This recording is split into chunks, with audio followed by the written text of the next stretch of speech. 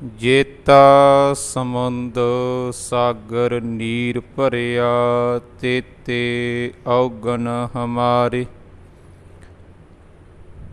ਦਇਆ ਕਰੋ ਕਿਛ ਮਿਹਰ ਉਪਾਵਹੁ, ਡੁੱਬਦੇ ਪੱਥਰ ਤਾਰੇ।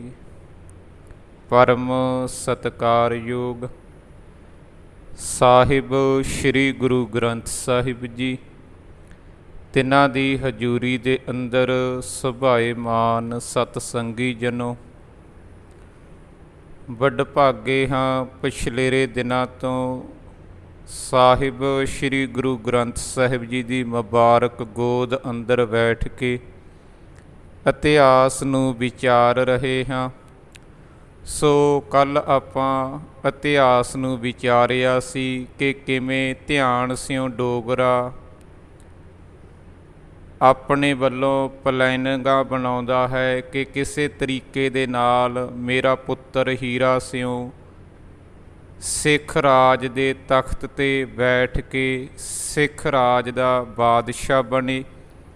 ਇਸ ਦੇ ਲਈ ਉਸਨੇ ਆਪਣੇ ਵੱਲੋਂ ਕਾਫੀ ਚਾਲਾਂ ਚੱਲੀਆਂ। ਆਪਾਂ ਕੱਲ੍ਹ ਵਿਚਾਰਿਆ ਸੀ ਕਿ ਉਸਨੇ ਕਿੰਨੇ ਵਧੀਆ ਤਰੀਕੇ ਦੇ ਨਾਲ ਆਪਣੇ ਵੱਲੋਂ ਬੜੀ ਹੁਸ਼ਿਆਰੀ ਦੇ ਨਾਲ ਕੰਬਰ ਨੌ ਨਿਹਾਲ ਸਿੰਘ ਦਾ ਕਤਲ ਕੀਤਾ, ਸਿਰ ਦੇ ਵਿੱਚ ਪੱਥਰ ਮਾਰ ਕੇ।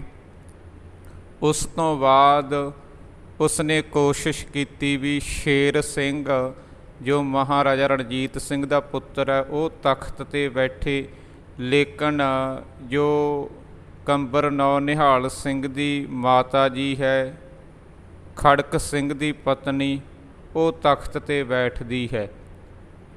ਸੋ ਅਗਲੀ ਵਿਚਾਰ ਆਰੰਭ ਕਰਨ ਤੋਂ ਪਹਿਲਾਂ ਗੁਰੂ ਫਤਿਹ ਪ੍ਰਵਾਨ ਕਰੋ ਜੀ। ਵਾਹਿਗੁਰੂ ਜੀ ਕਾ ਖਾਲਸਾ, ਵਾਹਿਗੁਰੂ ਜੀ ਕੀ ਫਤਿਹ। ਨਵੰਬਰ 1840 ਈਸਵੀ ਦੇ ਵਿੱਚ ਚੰਦ ਕੌਰ ਸਿੱਖ ਰਾਜ ਦੇ ਤਖਤ 'ਤੇ ਬੈਠ ਜਾਂਦੀ ਹੈ।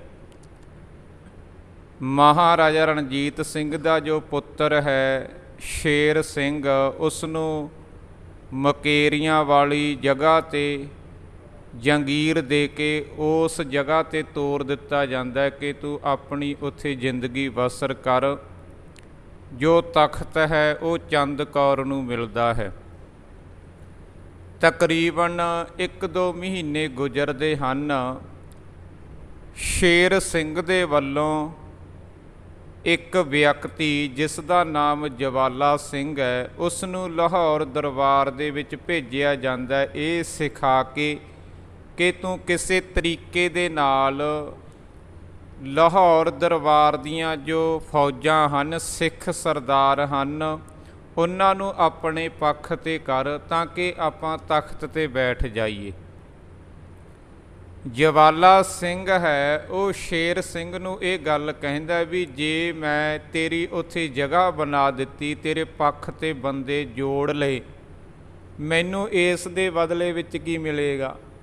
ਤੂੰ ਤਾਂ ਤਖਤ ਦਾ ਬਾਦਸ਼ਾਹ ਬਣ ਜਾਏਗਾ, ਮੇਰਾ ਕੀ ਫਾਇਦਾ ਹੋਵੇਗਾ? ਸ਼ੇਰ ਸਿੰਘ ਜਵਾਲਾ ਸਿੰਘ ਦੇ ਨਾਲ ਇਹ ਸਮਝੌਤਾ ਕਰਦਾ ਵੀ ਜੇ ਮੈਂ ਲਾਹੌਰ ਦਰਬਾਰ ਦਾ ਬਾਦਸ਼ਾਹ ਬਣਿਆ ਸਿੱਖ ਰਾਜ ਦਾ, ਤੇ ਤੂੰ ਮੇਰੇ ਦਰਬਾਰ ਦੇ ਵਿੱਚ ਮੁੱਖ ਮੰਤਰੀ ਹੋਵੇਂਗਾ। ਹੁਣ ਧਿਆਨ ਸਿਓ ਮੁੱਖ ਮੰਤਰੀ ਹੈ, ਡੋਗਰ ਹੈ। ਜਵਾਲਾ ਸਿੰਘ ਦੇ ਨਾਲ ਇਹ ਸਮਝੌਤਾ ਹੋਇਆ ਵੀ ਤੁਸੀਂ ਉੱਥੇ ਜਾਓ ਅਤੇ ਮੇਰੇ ਪੱਖ 'ਤੇ ਬੰਦੇ ਕਰੋ ਵੀ ਸ਼ੇਰ ਸਿੰਘ ਬਹੁਤ ਵਧੀਆ, ਉਹ ਬਾਦਸ਼ਾਹ ਹੋਣਾ ਚਾਹੀਦਾ, ਨਾ ਕਿ ਚੰਦ ਕੌਰ। ਇਹ ਜਵਾਲਾ ਸਿੰਘ ਕਿਸੇ ਤਰੀਕੇ ਦੇ ਨਾਲ ਲਾਹੌਰ ਦਰਬਾਰ ਦੇ ਵਿੱਚ ਪਹੁੰਚ ਗਿਆ ਅਤੇ ਉੱਥੇ ਇਸ ਨੇ ਜੋ ਸਿੱਖ ਫੌਜਾਂ ਸਨ ਜਾਂ ਸਿੱਖ ਸਰਦਾਰ ਸਨ, ਉਹਨਾਂ ਦੇ ਨਾਲ ਇਸ ਤਰ੍ਹਾਂ ਦੀਆਂ ਗੱਲਾਂ ਕੀਤੀਆਂ।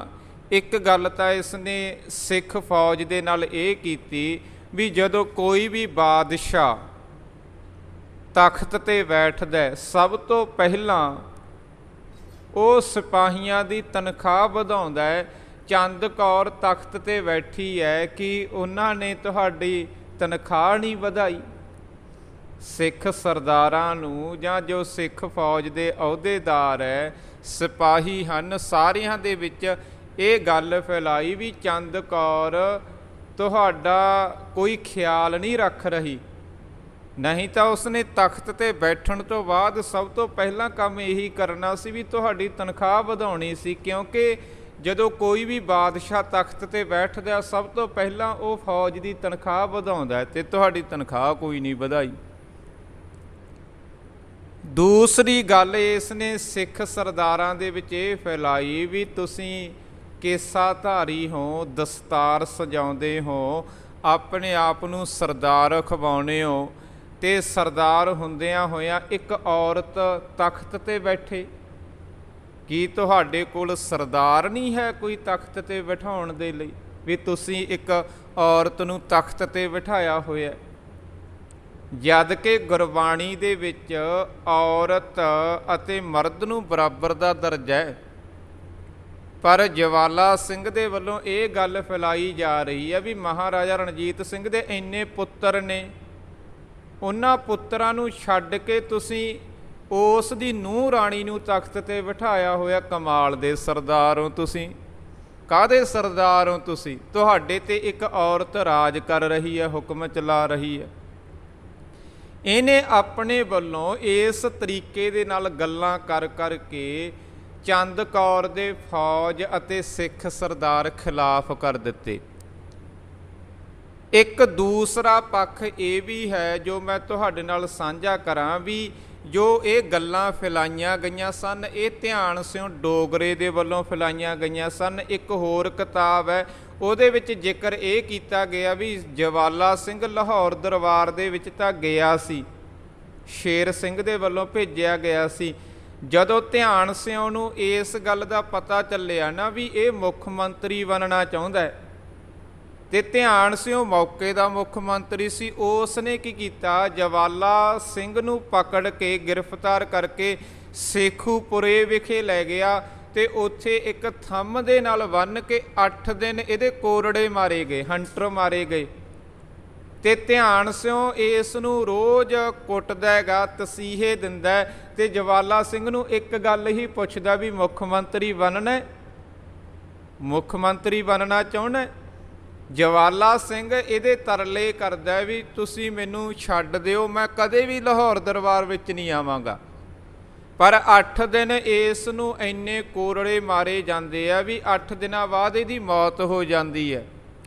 ਤੇ ਧਿਆਨ ਸਿਉ ਨੇ ਹੀ ਇਹ ਗੱਲਾਂ ਪ੍ਰਚਲਿਤ ਕੀਤੀਆਂ ਸਨ ਸਿੱਖ ਸਰਦਾਰਾਂ ਦੇ ਵਿੱਚ ਜਾਂ ਸਿੱਖ ਫੌਜਾਂ ਦੇ ਵਿੱਚ ਵੀ ਚੰਦ ਕੌਰ ਇੱਕ ਵਧੀਆ ਬਾਦਸ਼ਾਹ ਨਹੀਂ ਹੈ, ਤੁਹਾਨੂੰ ਸ਼ੇਰ ਸਿੰਘ ਦੇ ਨਾਲ ਜੁੜ ਜਾਣਾ ਚਾਹੀਦਾ। ਤੇ ਸ਼ੇਰ ਸਿੰਘ ਦੇ ਵੱਲੋਂ ਇਹ ਵਾਅਦਾ ਕੀਤਾ ਗਿਆ ਵੀ ਜਿੱਦੇ ਮੈਂ ਤਖਤ ਤੇ ਬੈਠ ਗਿਆ 5 ਰੁਪਈਏ ਜਿਹੜੇ ਉੱਚੇ ਅਹੁਦੇ ਤੇ ਸਿਪਾਹੀ ਹਨ ਫੌਜ ਦੇ ਬੰਦੇ, ਉਹਨਾਂ ਦੀ ਤਨਖਾਹ ਵਿੱਚ ਵਾਧਾ ਕਰਾਂਗਾ, ਤੇ 3 ਰੁਪਈਏ ਜੋ ਆਮ ਸਿਪਾਹੀ ਹਨ, ਛੋਟੇ ਸਿਪਾਹੀ, ਉਹਨਾਂ ਦੀ ਤਨਖਾਹ ਦੇ ਵਿੱਚ ਵਾਧਾ ਕਰਾਂਗਾ।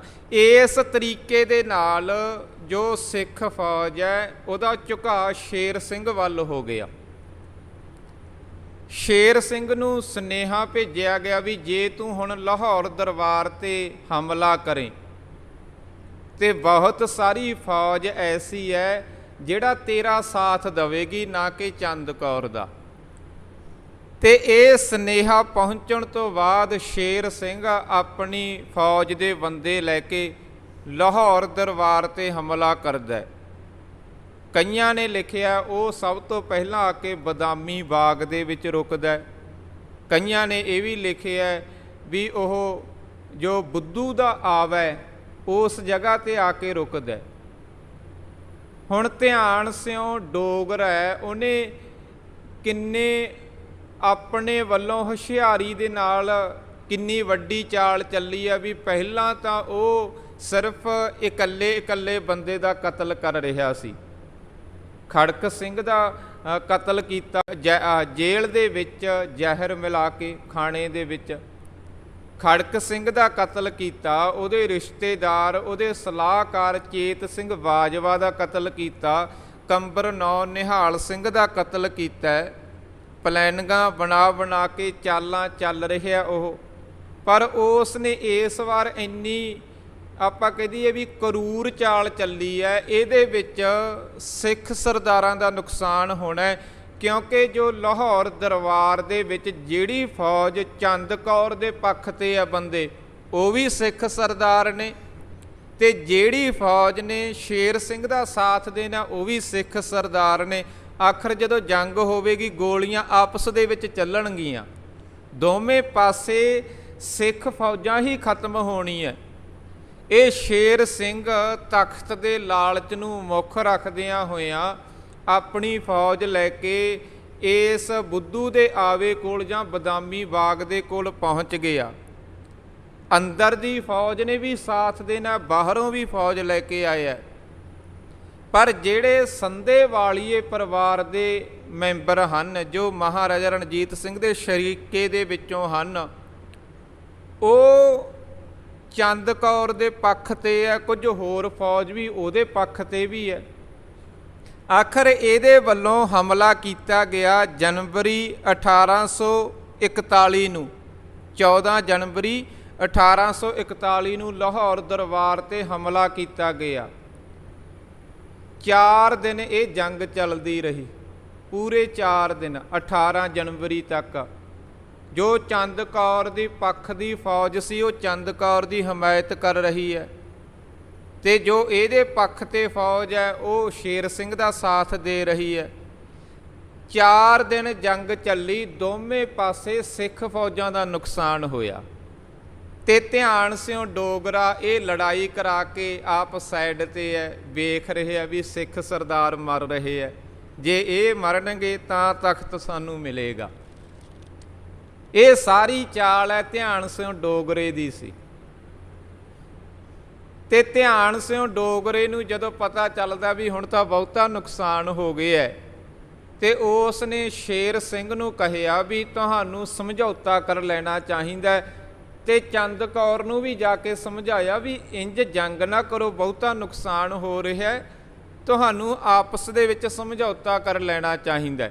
ਚੰਦ ਕੌਰ ਨੂੰ ਸਮਝਾਇਆ ਵੀ ਵੇਖ ਤੂੰ ਤਖਤ 'ਤੇ ਤਾਂ ਬਹੁਤਾ ਚਿਰ ਟਿਕ ਨਹੀਂ ਸਕਦੀ, ਉਹਦੀ ਤਾਕਤ ਜ਼ਿਆਦਾ ਹੈ, ਸਿੱਖ ਸਰਦਾਰ ਉਹਦੇ ਵੱਲ ਹੈ, ਫੌਜਾਂ ਉਹਦੇ ਵੱਲ ਨੇ, ਤੇਰੇ ਕੋਲ ਬਹੁਤ ਘੱਟ ਸਿਪਾਹੀ ਨੇ, ਬਹੁਤ ਘੱਟ ਫੌਜ ਹੈ, ਤੈਨੂੰ ਸਮਝੌਤਾ ਕਰ ਲੈਣਾ ਚਾਹੀਦਾ। ਜੇ ਤੂੰ ਸਮਝੌਤਾ ਨਾ ਕੀਤਾ, ਤੇ ਧਿਆਨ ਸਿਓ ਦੇ ਕਹਿਣ ਦੇ ਮੁਤਾਬਕ ਧਿਆਨ ਸਿਓ ਕਹਿ ਰਹੇ ਆ ਵੀ ਸ਼ੇਰ ਸਿੰਘ ਜਦੋਂ ਤਖਤ 'ਤੇ ਬੈਠੇਗਾ ਉਹਨੇ ਤੁਹਾਨੂੰ ਗ੍ਰਿਫਤਾਰ ਕਰਕੇ ਜੇਲ੍ਹ ਵਿੱਚ ਬੰਦ ਕਰ ਦੇਣਾ, ਫਿਰ ਤੁਹਾਡੀ ਜ਼ਿੰਦਗੀ ਸਾਰੀ ਜੇਲ੍ਹ ਦੇ ਵਿੱਚ ਹੀ ਲੰਘੇਗੀ, ਤੁਹਾਨੂੰ ਸਮਝੌਤਾ ਕਰ ਲੈਣਾ ਚਾਹੀਦਾ, ਤੁਹਾਨੂੰ ਕੁਝ ਜੰਗੀਰ ਦੇ ਦਿੱਤੀ ਜਾਵੇਗੀ। ਸ਼ੇਰ ਸਿੰਘ ਨੂੰ ਵੀ ਸਮਝਾਇਆ ਗਿਆ ਵੀ ਕਿਉਂ ਆਪਸ ਦੇ ਵਿੱਚ ਲੜਦੇ ਹੋ, ਤੁਹਾਨੂੰ ਸਮਝੌਤਾ ਕਰਨਾ ਚਾਹੀਦਾ। ਸ਼ੇਰ ਸਿੰਘ ਨੂੰ ਕਿਹਾ ਗਿਆ ਵੀ ਤੈਨੂੰ ਤਖਤ 'ਤੇ ਬਿਠਾ ਦਿੱਤਾ ਜਾਵੇਗਾ, ਪਰ ਚੰਦ ਕੌਰ ਨੂੰ ਜੰਗੀਰ ਦਿੱਤੀ ਜਾਵੇ ਤਾਂ ਕਿ ਉਹ ਆਪਣੀ ਅਗਲੀ ਜ਼ਿੰਦਗੀ ਵਧੀਆ ਗੁਜ਼ਾਰ ਸਕੇ। ਇਸ ਤਰ੍ਹਾਂ ਧਿਆਨ ਸਿਓ ਡੋਗਰਾ ਵਿਚਕਾਰ ਪੈ ਕੇ ਦੋਵਾਂ ਧਿਰਾਂ ਦੇ ਵਿੱਚ ਸਮਝੌਤਾ ਕਰਵਾਉਂਦਾ ਹੈ। ਦੋਵੇਂ ਧਿਰਾਂ ਬੈਠ ਕੇ 4 ਫੈਸਲੇ ਲੈਂਦੀਆਂ ਨੇ। ਸਮਝੌਤਾ ਹੁੰਦਾ, ਇੱਕ ਸਮਝੌਤਾ ਇਹ ਹੁੰਦਾ ਵੀ ਤਖਤ 'ਤੇ ਸ਼ੇਰ ਸਿੰਘ ਬੈਠੇਗਾ, ਇਹ ਬਾਦਸ਼ਾਹ ਹੋਵੇਗਾ ਅੱਜ ਤੋਂ ਬਾਅਦ, ਤੇ ਚੰਦ ਕੌਰ ਨੂੰ 9 ਲੱਖ ਦੀ ਜੰਗੀਰ ਦਿੱਤੀ ਜਾਵੇ ਸਾਲਾਨਾ, ਹਰ ਸਾਲ ਮਗਰੋਂ 9 ਲੱਖ ਰੁਪਈਆ ਇਹ ਜੰਗੀਰ ਦਿੱਤੀ ਜਾਵੇ। ਦੂਸਰਾ ਸਮਝੌਤਾ ਇਹ ਹੋਇਆ ਵੀ ਜਦੋਂ ਤੁਹਾਡੀਆਂ ਫੌਜਾਂ ਲਾਹੌਰ ਦਰਬਾਰ ਦੇ ਅੰਦਰ ਆਉਣਗੀਆਂ ਤੇ ਚੰਦ ਕੌਰ ਦੀਆਂ ਫੌਜਾਂ ਅੰਦਰੋਂ ਬਾਹਰ ਜਾਣਗੀਆਂ, ਕਿਉਂਕਿ ਚੰਦ ਕੌਰ ਹੁਣ ਬਾਦਸ਼ਾਹ ਨਹੀਂ ਰਹੀ, ਤੇ ਉਸ ਸਮੇਂ ਫੌਜਾਂ ਦੇ ਵਿੱਚ ਕੋਈ ਵੀ ਜੰਗ ਨਹੀਂ ਹੋਣੀ ਚਾਹੀਦੀ, ਕੋਈ ਖੂਨ ਖਰਾਬਾ ਨਹੀਂ ਹੋਣਾ ਚਾਹੀਦਾ। ਸ਼ਾਂਤਮਈ ਤਰੀਕੇ ਦੇ ਨਾਲ ਸ਼ੇਰ ਸਿੰਘ ਦੀਆਂ ਫੌਜਾਂ ਲਾਹੌਰ ਦਰਬਾਰ ਦੇ ਵਿੱਚ ਆਉਣ ਤੇ ਸਾਡੀਆਂ ਚੰਦ ਕੌਰ ਦੀਆਂ ਫੌਜਾਂ ਬਾਹਰ ਜਾਣ। ਇੱਕ ਅਗਲਾ ਸਮਝੌਤਾ ਇਹ ਹੋਇਆ ਵੀ ਜੋ ਇਹ ਸਮਝੌਤਾ ਹੋ ਰਿਹਾ ਇਹਦੇ ਜ਼ਮਾਨਤੀ ਹੋਣੇ ਚਾਹੀਦੇ ਹੈ, ਗਵਾਹ ਹੋਣੇ ਚਾਹੀਦੇ ਹੈ। ਤੇ ਇੱਕ ਗੱਲ ਇਹ ਵਿਚਾਰੀ ਗਈ ਵੀ ਸਾਰਿਆਂ ਦੇ ਰੁਤਬੇ ਦਾ ਖਿਆਲ ਰੱਖਿਆ ਜਾਵੇ। ਇਸ ਤਰ੍ਹਾਂ ਦੇ ਫੈਸਲੇ ਲੈ ਕੇ ਇਹ ਜੰਗ ਰੋਕ ਦਿੱਤੀ ਗਈ। 18 ਜਨਵਰੀ 1841 ਈਸਵੀ ਨੂੰ ਮਹਾਰਾਜਾ ਸ਼ੇਰ ਸਿੰਘ, ਜੋ ਮਹਾਰਾਜਾ ਰਣਜੀਤ ਸਿੰਘ ਦਾ ਪੁੱਤਰ ਹੈ, ਇਹ ਤਖਤ ਤੇ ਬੈਠਦਾ ਹੈ। ਲਾਹੌਰ ਦਰਬਾਰ ਦੇ ਤਖਤ ਤੇ ਬਾਦਸ਼ਾਹ ਬਣ ਗਿਆ ਤੇ ਚੰਦ ਕੌਰ ਨੂੰ 9 ਲੱਖ ਰੁਪਏ ਦੀ ਜੰਗੀਰ ਦਿੱਤੀ ਗਈ। ਤੇ ਇੱਥੇ ਇੱਕ ਚਾਲ ਹੋਰ ਚੱਲੀ, ਧਿਆਨ ਸਿਓ ਡੋਗਰੇ ਨੇ, ਜੋ ਇਹਨੂੰ ਜੰਗੀਰ ਦਿੱਤੀ ਗਈ ਹੈ ਨਾ ਚੰਦ ਕੌਰ ਨੂੰ, ਇਹ ਜੰਮੂ ਦੇ ਇਲਾਕੇ ਦੇ ਵਿੱਚ ਦਿੱਤੀ ਗਈ ਹੈ। ਹੁਣ ਜੰਮੂ ਦਾ ਇਲਾਕਾ ਕਿਹਦੇ ਅਧੀਨ ਹੈ? ਗੁਲਾਬ ਸਿਉ ਡੋਗਰੇ ਦੇ ਅਧੀਨ ਹੈ। ਚੰਦ ਕੌਰ ਹੁਣ ਗੁਲਾਬ ਸਿਉ ਡੋਗਰੇ ਦੇ ਹਾਕਮ ਦੇ ਅਧੀਨ ਚਲੀ ਗਈ ਹੈ। ਉਹਦੇ ਕੋਈ ਆਜ਼ਾਦੀ ਨਹੀਂ ਹੈ, ਕਿਉਂਕਿ ਉਹਦੇ ਰਾਜ ਦੇ ਵਿੱਚ ਚਲੀ ਗਈ ਹੈ, ਉਹ ਜੰਗੀਰ ਉੱਥੇ ਦਿੱਤੀ ਗਈ ਹੈ।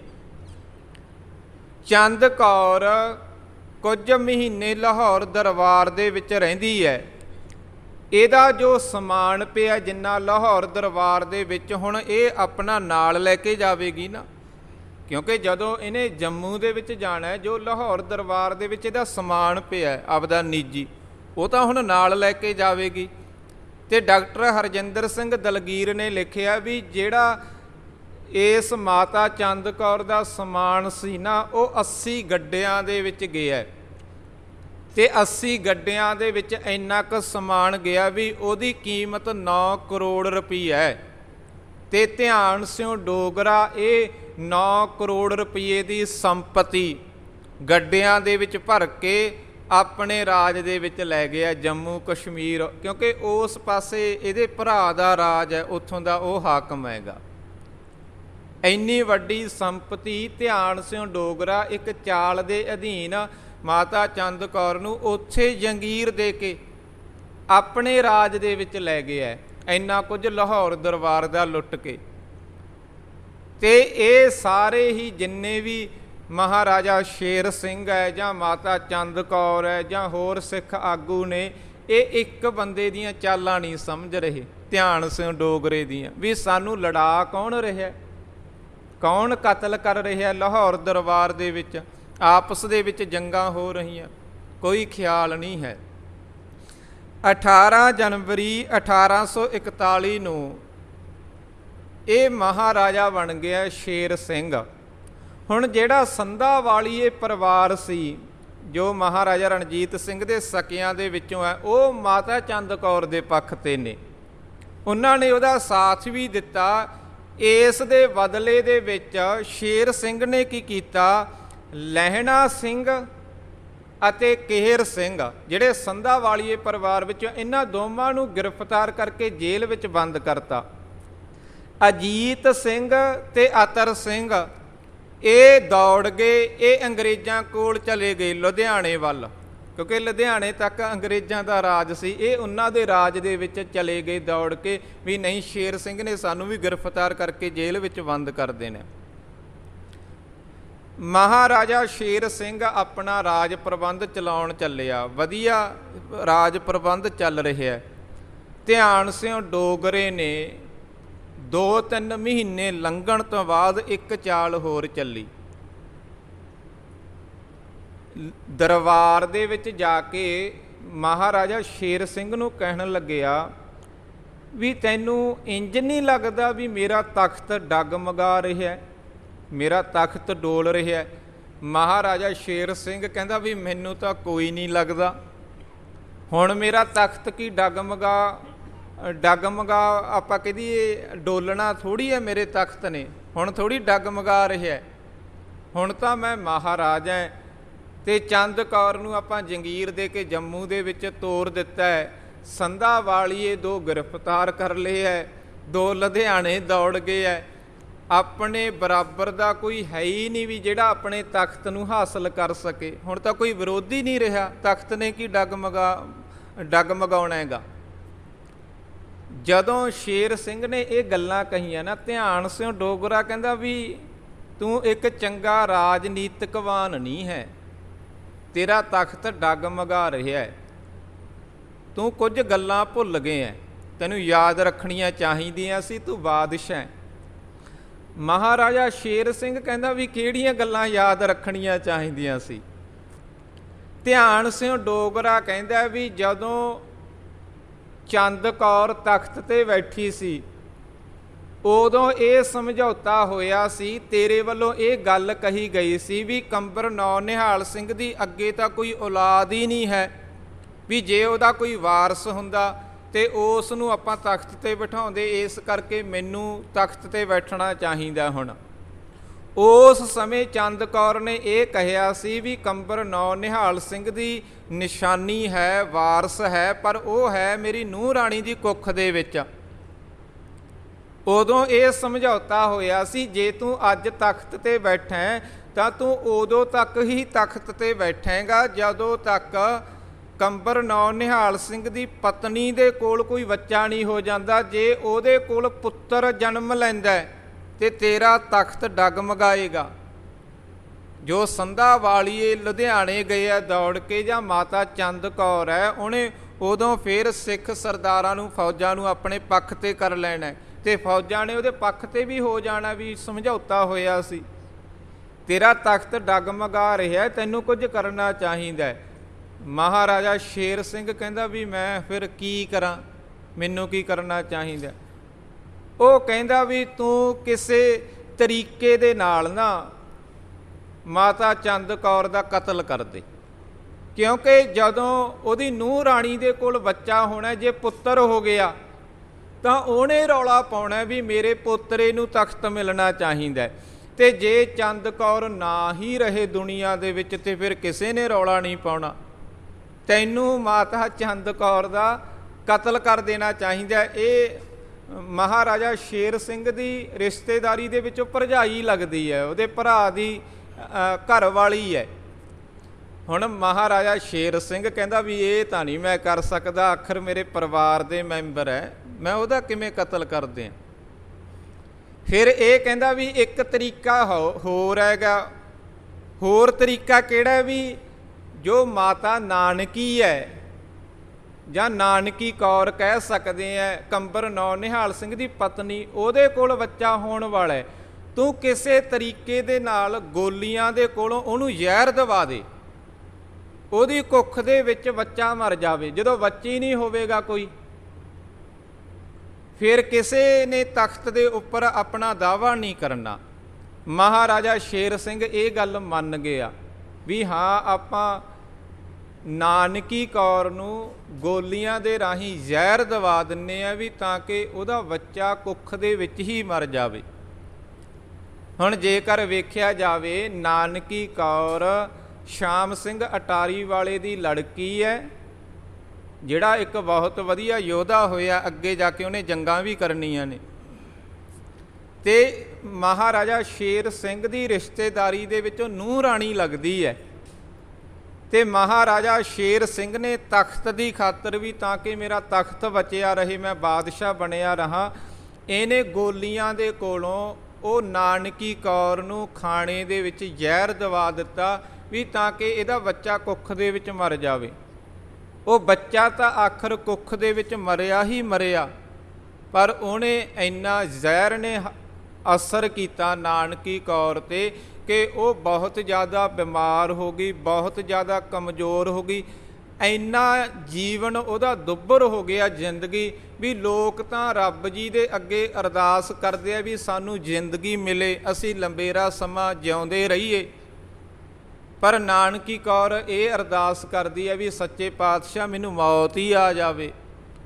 ਇਹ ਬਹੁਤ ਲੰਬੇਰਾ ਸਮਾਂ, ਬਹੁਤ ਜ਼ਿੰਦਗੀ ਦੁੱਖ ਭਰੀ ਜਿਉਂ ਕਿ ਆਖਰ ਨਾਨਕੀ ਕੌਰ ਇਸ ਦੁਨੀਆ ਦੇ ਵਿੱਚੋਂ ਚਲੀ ਗਈ।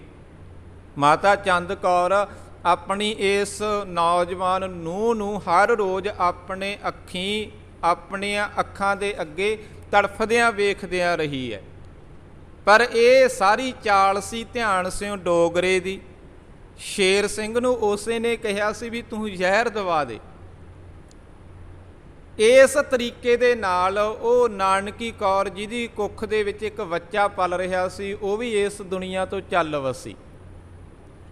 ਥੋੜ੍ਹਾ ਜਿਹਾ ਲੰਬੇਰਾ ਸਮਾਂ ਹੋਰ ਲੰਘਿਆ, ਥੋੜ੍ਹਾ ਜਿਹਾ 2-3 ਮਹੀਨਿਆਂ ਦਾ ਸਮਾਂ ਲੰਘ ਗਿਆ। ਇਹ ਧਿਆਨ ਸਿਓ ਡੋਗਰਾ ਫਿਰ ਇੱਕ ਚਾਲ ਚੱਲਦਾ। ਇਹ ਇੱਕ ਦਿਨ ਟਕਵੰਜ ਜਾ ਕਰਕੇ ਨਾ ਨਿੰਮੂ ਝੂਣਾ ਜਾ ਹੋ ਕੇ, ਉਦਾਸ ਜਾ ਹੋ ਕੇ ਦਰਬਾਰ ਦੇ ਵਿੱਚ ਆ ਕੇ ਬੈਠ ਗਿਆ। ਦਰਬਾਰ ਦੇ ਵਿੱਚ ਆ ਕੇ ਬੈਠਾ ਰਿਹਾ, ਬੋਲਿਆ ਕੁਝ ਨਹੀਂ। ਮਹਾਰਾਜਾ ਸ਼ੇਰ ਸਿੰਘ ਕਹਿੰਦਾ ਵੀ ਤੂੰ ਕੁਝ ਬੋਲ ਕਿਉਂ ਨਹੀਂ ਰਿਹਾ, ਅੱਜ ਚੁੱਪ ਕਿਉਂ ਹੈ? ਤੇ ਧਿਆਨ ਸਿਉ ਡੋਗਰਾ ਆਪਣਾ ਮੂੰਹ ਜਿਹਾ ਬਣਾ ਕੇ ਫੇਰ ਕਹਿੰਦਾ ਵੀ ਮੈਂ ਚੁੱਪ ਤਾਂ ਇਸ ਕਰਕੇ ਮੈਂ ਇੱਕ ਗਹਿਰੀ ਚਿੰਤਾ ਦੇ ਵਿੱਚ ਡੁੱਬਿਆ ਹੋਇਆ। ਉਹ ਚਿੰਤਾ ਇਹ ਹੈ ਵੀ ਤੂੰ ਬਹੁਤਾ ਸਮਾਂ ਤਖਤ ਤੇ ਨਹੀਂ ਰਹਿ ਸਕਦਾ, ਤਖਤ ਤੇਰੇ ਹੱਥੋਂ ਜਾਵੇਗਾ ਹੀ ਜਾਵੇਗਾ। ਮਹਾਰਾਜਾ ਸ਼ੇਰ ਸਿੰਘ ਕਹਿੰਦਾ ਵੀ ਹੁਣ ਕਿਹੜੇ ਤਰੀਕੇ ਨਾਲ ਤਖਤ ਜਾਵੇਗਾ?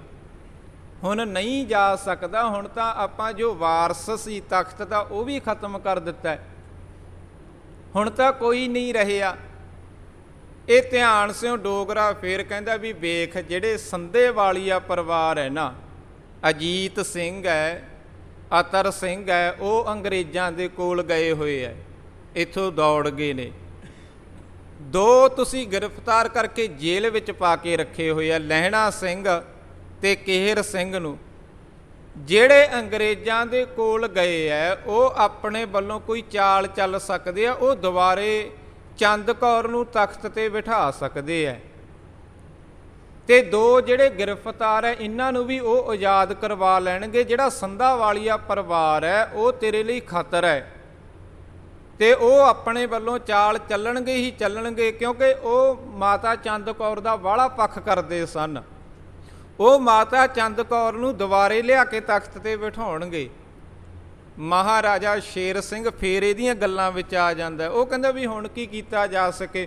ਉਹ ਕਹਿੰਦਾ ਵੀ ਕਰਨਾ ਤਾਂ ਇਹੀ ਹੈ ਵੀ ਚੰਦ ਕੌਰ ਨੂੰ ਕਿਸੇ ਤਰੀਕੇ ਨਾਲ ਖਤਮ ਕਰ। ਜੇ ਚੰਦ ਕੌਰ ਨਹੀਂ ਖਤਮ ਹੁੰਦੀ ਤਾਂ ਤਖਤ ਉਦੋਂ ਤੱਕ ਡਗਮਗਾਉਂਦਾ ਰਹੇਗਾ।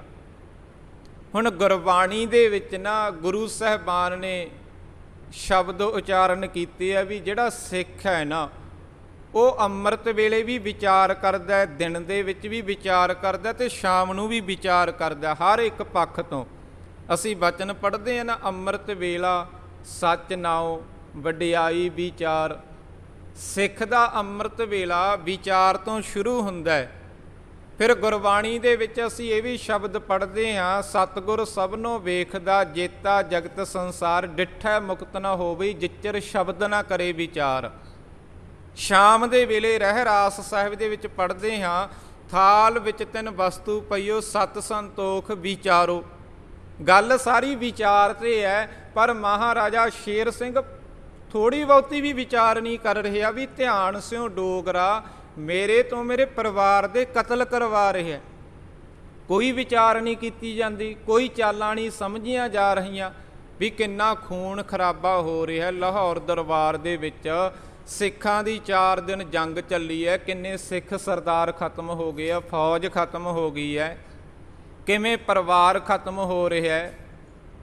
ਪਰ ਇਹ ਗੱਲਾਂ ਨੂੰ ਬਿਲਕੁਲ ਨਹੀਂ ਸਮਝ ਰਿਹਾ ਮਹਾਰਾਜਾ ਸ਼ੇਰ ਸਿੰਘ। ਧਿਆਨ ਸਿਉ ਡੋਗਰੇ ਦੇ ਕਹਿਣ ਤੇ ਫਿਰ ਇਹ ਚਾਲ ਚੱਲੀ ਜਾਂਦੀ ਹੈ ਵੀ ਮਾਤਾ ਚੰਦ ਕੌਰ ਦਾ ਕਤਲ ਵੀ ਕਰ ਹੀ ਦੇਣਾ ਚਾਹੀਦਾ।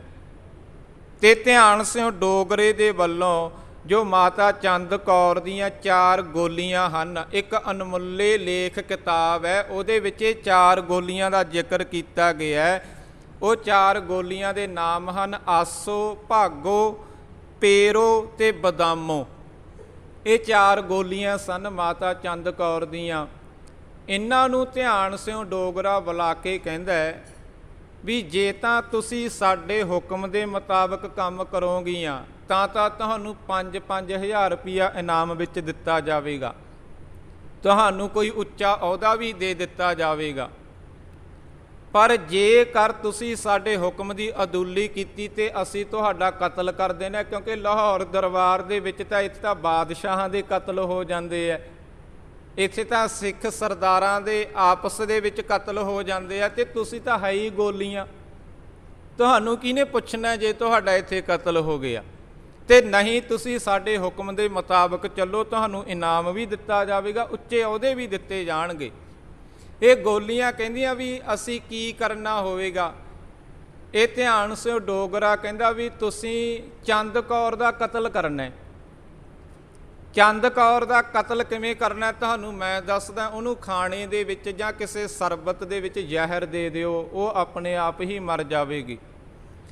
ਇਹ ਚਾਰ ਗੋਲੀਆਂ ਪਹਿਲਾਂ ਤਾਂ ਇਨਕਾਰ ਕਰਦੀਆਂ ਵੀ ਇਹ ਗਲਤ ਹੈ, ਪਰ ਫਿਰ ਇਹਨਾਂ ਨੂੰ ਜਦੋਂ ਡਰਾਵਾ ਦਿੱਤਾ ਜਾਂਦਾ ਵੀ ਨਹੀਂ ਤੁਹਾਨੂੰ ਕਤਲ ਕਰ ਦਿੱਤਾ ਜਾਵੇਗਾ, ਫਿਰ ਇਹ ਮੰਨ ਜਾਂਦੀਆਂ ਵੀ ਅਸੀਂ ਉਹਨੂੰ ਜ਼ਹਿਰ ਦੇ ਦਿਆਂਗੀਆਂ।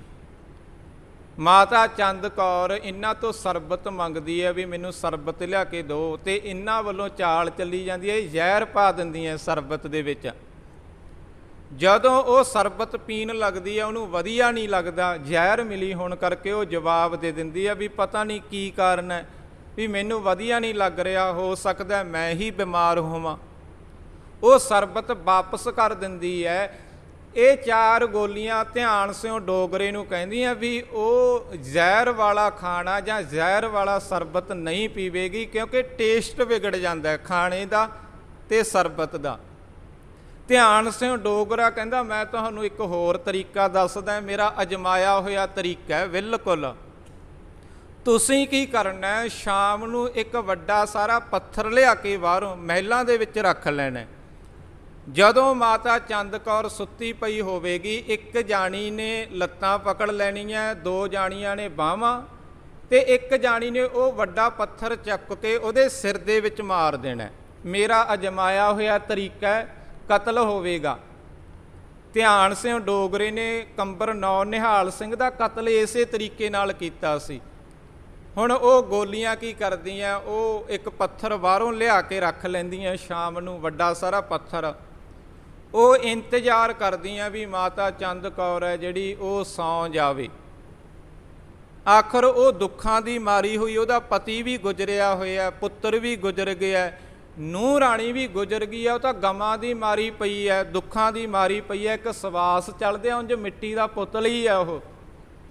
ਆਖਰ ਉਹ ਆਪਣੇ ਖਿਆਲਾਂ ਨੂੰ, ਆਪਣੀਆਂ ਜੋ ਘਟਨਾਵਾਂ ਵਾਪਰੀਆਂ ਜ਼ਿੰਦਗੀ ਦੇ ਵਿੱਚ ਉਹਨਾਂ ਨੂੰ ਯਾਦ ਕਰਦਿਆਂ ਕਰਦਿਆਂ ਜਦੋਂ ਸੌਂ ਜਾਂਦੀ ਹੈ, ਉਹ ਚਾਰ ਗੋਲੀਆਂ ਨੂੰ ਯਕੀਨ ਹੋ ਜਾਂਦਾ ਵੀ ਇਹ ਸੌਂ ਚੁੱਕੀ ਹੈ। ਉਹਨਾਂ ਦੇ ਵੱਲੋਂ ਇੱਕ ਜੋ ਗੋਲੀ ਹੈ ਉਹਦੇ ਵੱਲੋਂ ਲੱਤਾਂ ਪਕੜੀਆਂ ਜਾਂਦੀਆਂ, ਦੋ ਦੇ ਵੱਲੋਂ ਬਾਹਾਂ ਫੜੀਆਂ ਜਾਂਦੀਆਂ, ਇੱਕ ਗੋਲੀ ਚੁੱਕ ਕੇ ਉਹਦੇ ਸਿਰ ਦੇ ਵਿੱਚ ਪੱਥਰ ਮਾਰਦੀ ਹੈ। ਜਦੋਂ ਪੱਥਰ ਮਾਰਿਆ ਨੀਂਦ ਖੁੱਲੀ ਤੇ ਉਹ ਮਾਤਾ ਚੰਦ ਕੌਰ ਕਹਿੰਦੀ ਹੈ ਵੀ ਮੈਂ ਤੁਹਾਨੂੰ ਨਾ ਆਪਣੀਆਂ ਸਕੀਆਂ ਭੈਣਾਂ ਤੋਂ ਜ਼ਿਆਦਾ ਸਮਝਿਆ ਸੀ, ਪਰ ਤੁਹਾਨੂੰ ਕੀ ਇਹ ਮਜਬੂਰੀ ਬਣ ਗਈ ਵੀ ਤੁਸੀਂ ਮੇਰਾ ਕਤਲ ਕਰ ਰਹੀ ਹੋ। ਜਦੋਂ ਉਹਦੇ ਵੱਲੋਂ ਇਹ ਸ਼ਬਦ ਬੋਲੇ ਜਾਂਦੇ ਆ ਨਾ, ਉਹਨਾਂ ਦਾ ਹੀਆਂ ਨਹੀਂ ਪੈਂਦਾ ਵੀ ਅਸੀਂ ਇਹਦਾ ਕਤਲ ਕਰਦੀ, ਉਹ ਕਤਲ ਹੀ ਨਹੀਂ ਕਰਦੀਆਂ। ਉਹ ਚਾਰ ਗੋਲੀਆਂ ਕਤਲ ਨਹੀਂ ਕਰਦੀਆਂ, ਉਹ ਡਰ ਜਾਂਦੀਆਂ। ਉਹਨਾਂ ਦੇ ਮਨ ਵਿੱਚ ਇਸ ਤਰ੍ਹਾਂ ਦੇ ਖਿਆਲ ਆਉਂਦੇ ਆ ਵੀ ਸਾਥੋਂ ਬਹੁਤ ਅਨਰਥ ਹੋ ਰਿਹਾ, ਸਾਨੂੰ ਇਹ ਕੰਮ ਨਹੀਂ ਕਰਨਾ ਚਾਹੀਦਾ। ਜਦੋਂ ਪੱਥਰ ਇੱਕ ਵਾਰੀ ਮਾਰਿਆ, ਜ਼ਖਮੀ ਹੋ ਗਈ ਹੈ ਬਹੁਤ ਜ਼ਿਆਦਾ, ਪਰ ਉਹਦਾ ਕਤਲ ਨਹੀਂ ਹੋਇਆ, ਉਹਨਾਂ ਨੇ ਕਤਲ ਕੀਤੇ ਨਹੀਂ। ਧਿਆਨ ਸਿਓ ਡੋਗਰੇ ਨੂੰ ਪਤਾ ਚੱਲਦਾ ਹੈ ਵੀ ਅੰਦਰ ਕਤਲ ਨਹੀਂ ਹੋਇਆ, ਇੱਕ ਵਾਰੀ ਹੀ ਪੱਥਰ ਮਾਰਿਆ, ਜਿਸ ਕਰਕੇ ਚੰਦ ਕੌਰ ਬਹੁਤ ਜ਼ਖਮੀ ਹੋ ਗਈ ਹੈ। ਧਿਆਨ ਸਿਓ ਡੋਗਰਾ ਦੌੜਿਆ ਦੌੜਿਆ ਆਉਂਦਾ ਵੀ ਕੀ ਹੋ ਗਿਆ, ਕੀ ਹੋ ਗਿਆ, ਜਦ ਕਿ ਇਹਦੇ ਕਹਿਣ ਦੇ ਮੁਤਾਬਕ ਹੋ ਰਿਹਾ। ਇਹ ਚੰਦ ਕੌਰ ਨੂੰ ਕਹਿੰਦਾ ਵੀ ਮੈਂ ਹਕੀਮ ਬੁਲਾ ਕੇ ਲਿਆਉਣਾ, ਵੈਦ ਬੁਲਾ ਕੇ ਲਿਆਉਣਾ ਤੇ ਤੁਹਾਡਾ ਇਲਾਜ ਹੋਵੇਗਾ।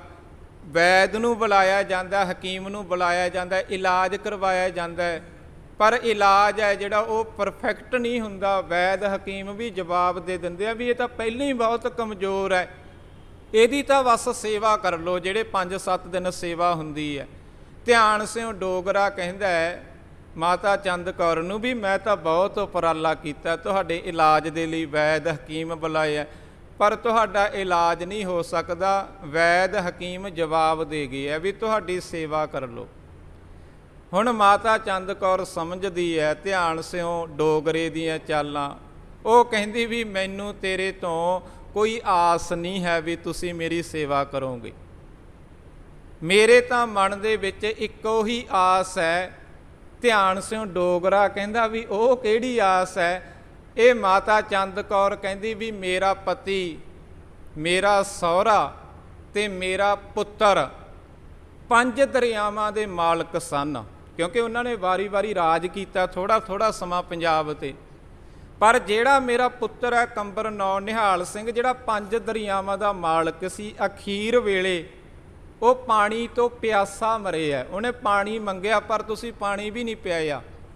ਤੇ ਮੇਰੀ ਸਿਰਫ ਇੱਕੋ ਹੀ ਅਰਦਾਸ ਬੇਨਤੀ ਹੈ ਵੀ ਧਿਆਨ ਸਿੰਘ ਡੋਗਰੇ, ਜਦੋਂ ਤੇਰੀ ਮੌਤ ਹੋਵੇ ਨਾ, ਤੈਨੂੰ ਪਾਣੀ ਦੀ ਘੁੱਟ ਵੀ ਨਸੀਬ ਨਹੀਂ ਹੋਣੀ ਚਾਹੀਦੀ। ਇਸ ਤਰ੍ਹਾਂ ਦੀ ਵੱਧ ਦੁਆ ਮਾਤਾ ਚੰਦ ਕੌਰ ਦੇ ਵੱਲੋਂ ਦਿੱਤੀ ਗਈ। ਆਖਰ ਉਹ ਵੀ ਗਮਾਂ ਦੀ ਮਾਰੀ, ਦੁੱਖਾਂ ਦੀ ਮਾਰੀ, ਚੰਦ ਕੌਰ ਵੀ ਇਸ ਦੁਨੀਆ ਤੋਂ ਅਕਾਲ ਚਲਾਣਾ ਕਰ ਗਈ। ਉਹ ਵੀ ਖਤਮ ਹੋ ਗਈ ਹੈ ਧਿਆਨ ਸਿੰਘ ਡੋਗਰੇ ਦੀ ਚਾਲ ਦੇ ਅਧੀਨ।